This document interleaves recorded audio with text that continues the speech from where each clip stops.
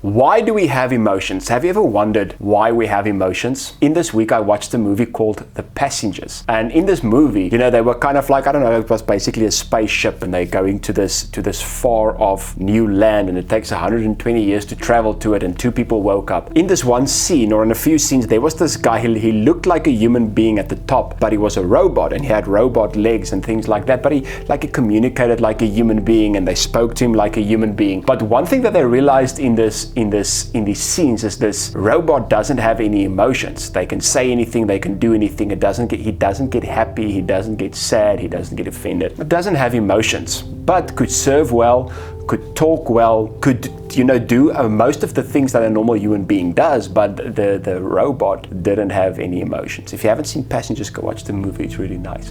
So why do we have emotions? What are emotions for? What is the reason that we actually have emotions? There's a Latin word for emotions that describes this, and the Latin word is aminimotus. Aminimotus means the movement in the mind. Now remember, I say this in a lot of my videos, wherever your mind goes, your life follows. So your mind causes you to move. Emotions causes us to move. We move because we feel. We act because we feel. Emotions causes us to move. Daniel Goleman said emotions are actually impulses to act. Emotions causes us to act in a certain way. Emotions causes us to react in a certain way. And one of the main reasons for emotions is to protect us. We feel a certain feeling, say for instance like fear, and we're going to get to all these feelings now, to run away from something. We get feelings like happiness to run towards something or to go towards something. Emotions are there to help us act, and to help us protect, to help us grow.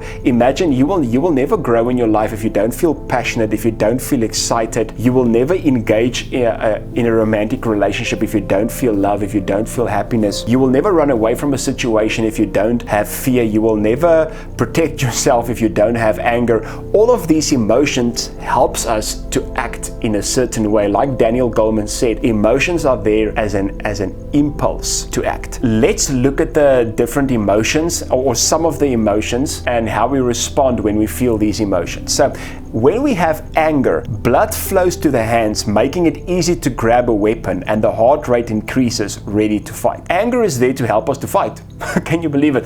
We get angry. It's a response in our emotions. We get angry so that we can fight. Now, imagine you get angry at the wrong time to the wrong extent. If you get angry at the wrong time, at the wrong extent, if you can't manage your anger, then you can fight in a situation that you shouldn't fight. You can hurt somebody that you shouldn't hurt because your mind, or your thinking, or I want to bring it back to neocortex, your thinking mind takes the situation out of proportion, and because your situation is taken out of proportion, it gives signals of anger to your body, and you react in anger in a situation where you shouldn't react in that much anger. Like I said, it can end up that you hurt somebody. So we have to know what anger is for. Anger is there to protect. Anger is a lot of times there to fight. But a lot of people get angry at the wrong person. Aristotle actually said this. He said, everybody can get angry, that is easy. But to be angry at the right person, at the right time, for the right reason, to the right extent, that is not easy. So if our anger overrides the situation, we are going to act in a way that we shouldn't act. We can hurt ourselves, we can hurt other people. So when you are angry, ask yourself, anger is there. Tell yourself, anger is there to protect and to fight. Is this situation a situation where I need to protect and fight? If it's not, then my anger is not justified in this situation. I need to calm myself down. I need to manage my anger. And very soon we're going to do one session on anger management. Now, fear. Blood goes to the larger skeletal muscles, such as legs, making it easier to flee. At the same time, the body can freeze, but only for a moment, to give time to make a decision, like hiding. I'm sure you guys heard about the fight or flight response, and this is where it comes in. Anger gives us that fight response, fear gives us that flee response. So when are you going to use the flee response, or when are you going to fear? It's normally when something comes your way that you cannot win in a fight. If a lion, if a bear, If myself comes to you and you know you're not going to win this fight, you normally fear. Okay, that was just a joke. Then you start to fear, and you will either want to flee, but sometimes you freeze, and the reason for the freeze is so that you can make a decision. But now in life, what happens if we fear something to an extent that the fear is too big, or if we fear something that we shouldn't fear, that will cause us to run away or freeze at something that we actually can engage in. This is why fear causes us not to reach our dreams, not to reach our goals, not to build great families, not to build great lives, because fear causes us to run away. Fear causes us to freeze. And fear can be a good thing. Fear is placed within us to protect us. That is what fear is for. So normally people think, emotions are bad. Don't get angry, it's bad. Don't fear, it's bad. Not always. If it's used for protective reasons, it's not always a bad thing. The problem with life today is we feel these emotions in situations where we shouldn't feel it, and we use it in ways that we shouldn't use. So, but now that we understand what emotions are for, we can maybe use it in a wrong way. So when you fear, ask yourself, does my fear justify the situation? Is this actually something I should run away from or freeze? Or is this something that I actually should engage in? Don't let fear cause you to run away from things that you shouldn't run away from. But if you should run away, run. If a bear is trying to attack you, then run. It's good. Flee, hide, do whatever you need to do to protect yourself. But don't run away from things you actually have to engage in because of fear. Now you understand why fear is there. Happiness, increased activity in the brain, and it inhibits negative feelings and increases available energy. This also helps the body to recover more quickly from biological arousal of upsetting emotions. So it helps the body to recover. It also helps the body to get excited about something. It helps you to get passionate about something. Happiness is a very, very important thing, because happiness now, on the other hand, helps you to engage, helps you to pursue, helps you to get passionate, which is very nice. If you're not happy about something, imagine you going on a date, or imagine you going to go to your husband or your wife. Imagine you going to go to your work, which is your calling. Imagine you are living out your dream and your purpose, and you're not happy about it. Then it's going to be difficult to engage, right? You're not going to be energetic. But here's the problem. If we get too happy and too excited at the wrong moment, and this has happened a lot of times, you get too happy and too excited at the wrong moment, you can make promises that you made out of emotion and you didn't think about it. This is why it's always important, no matter what the emotion is, to bring the neocortex, which is the thinking brain, in. To say, listen, I feel happy about this. I feel passionate about this. I feel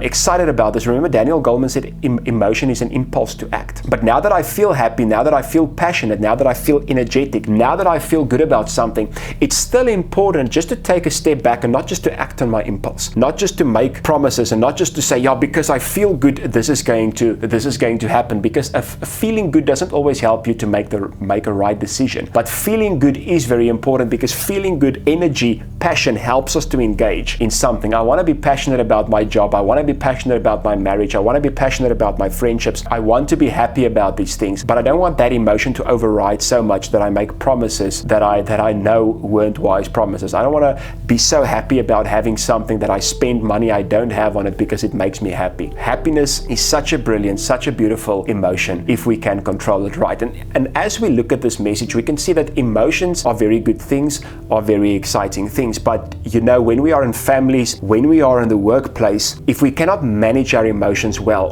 or if we don't have emotional intelligence, we will never become the successful person we can be, because emotional intelligence means that you can control your emotions and you understand your emotions and others' emotions. So it's the interaction with the self and the interaction with others. And if you guys are interested, I do these sessions in the workplace, emotional intelligence in the workplace. I can do it with families. I do individual sessions. So you can contact me if you ever want me to do sessions with you. We have this booklet on emotional intelligence in the workplace that you guys can check out. We also have a new booklet that's also on the screen, The Influence of Mindset in the Workplace. So we speak about emotions, we speak about the mind. Okay, let's carry on. Love, parasympathetic arousal, opposite of fight and flight. And this doubles the relaxation process and people feel calm and content. content. And I think that's one of the nicest feelings to have. Just to feel that content, peace, calming, satisfaction. You know, and this is a great thing about somebody you love and something you love. You can engage in that thing with calmness, with passion, with rest, with relaxation. Now, I don't know if you guys have seen these movies or these stories where a husband and a wife will just lie in bed and the next morning comes and they're like, oh, I feel so relaxed, I feel so happy, I feel so calm, I don't want to go to my work, I don't want to go to my responsibilities. So this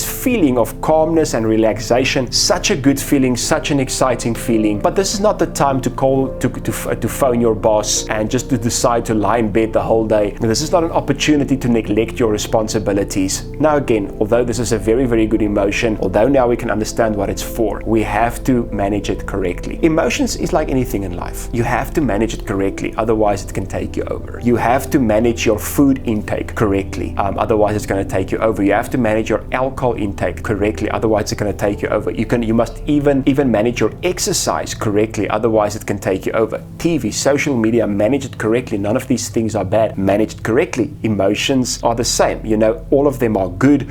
All of them helps you manage them correctly. Surprise. I'm not saying surprise. Surprise is the next emotion we're going to speak about. Surprise. Lifting of eyebrows allows a larger visual sweep and more light to go to the retina, and it allows for more information to come in. So when you're surprised, it's kind of like this, eyes go bigger, pupils go bigger, more light comes in, more information comes in. But the interesting thing is people are more kind of like reacting to bad news than to good news. Have you heard about this? Have you seen what this one has done? Have you seen what's happening in the world right now? And this causes us to take in negative information the whole time. And when it comes to something positive, it's kind of like almost as if we have a negative reaction. Yeah, well, that won't last. So we use surprise too much today to absorb negative information, and we don't use it to absorb positive information. So every time you go, remember, a lot of information comes in. So don't go the whole time to negative things. You have to know what is happening in the world. You have to know about the negative that's happening. But what you want to do, you want to fill your mind and you want to fill your emotions with good things, because that's where you can actually make a difference in the world. Sadness helps to adjust after significant loss and is signified by a drop of energy and a drop in enthusiasm for life, as well as slowing down the body's metabolism. When energy eventually returns, it signifies new beginnings. So sadness is actually helping you to recover. And I know sadness is not nice. It's not nice to feel that feeling of a drop of energy. It's really not nice when your metabolism slows down, but it allows energy to come back. And this is why it's so important to feel this emotion when you are sad. So many people just try to get rid of the sadness. They just try to get over it or bury it, you know. So if anybody tells you just get over it, it's not good advice. Don't listen to that. I'm not saying stay sad for longer than what you should stay sad, but sadness is there to help you. If you're going through loss, if you're mourning somebody, sadness is there to help you. So make sure when you get to this place to say, listen, I have to feel this emotion. I have to feel the sadness. I have to deal with this. Even if it feels like I'm a bit down, I have to sit, I have to deal with this. I have to get myself again in a mental and an emotional space that it's good. And when energy returns, you don't have to go back to this, you know. And although the reality of the loss is still there, but because I used my emotion to deal with this, because I used my emotion to heal through this, it can actually help me to go on in life and to go stronger in life. Now, what is intelligence? Intelligence is the ability to act purposefully, to think rationally, and also deal effectively with the environment. Ability to act purposefully. So when you act out of your emotion, it just say the amount of anger that I feel, that is the amount of anger that I'm just going to bring out. So you don't think purpose and you don't act purposefully. To think rationally. Now, I told you guys in a lot of my videos, you get the rational mind or the rational brain, which is the neocortex, and then you get the emotional brain, which is the limbic system. Now, a lot of times when emotions take over in the limbic system, we tend not to think. We tend not to evaluate, and we just act on their emotions. That's not a good thing. You have to bring in rational thinking, and also to bury your emotions is also not a good thing. So what I want to do is I want to act on the emotion that I feel, but in a rational way, in a purposeful way, in an accepting way, in the right way, and to deal effectively with the environment. And this is so important. In the environment that I'm in, when I feel the anger, when I feel the fear, in this environment, I want to react appropriately to this environment. Now, when you don't deal with with past emotions, when you don't deal with past anger, past fear, past things that are in your mind, in your emotions, then something little can happen, and the little thing that happened just wakes these things up, and then you react emotionally in a unacceptable way to the environment if you don't learn to deal with your emotions. I hope this video helped you. My name is Albert Villa. Please remember to like, to subscribe to our channel, and to leave a comment, and a few more videos are coming your way. See you soon again. Goodbye.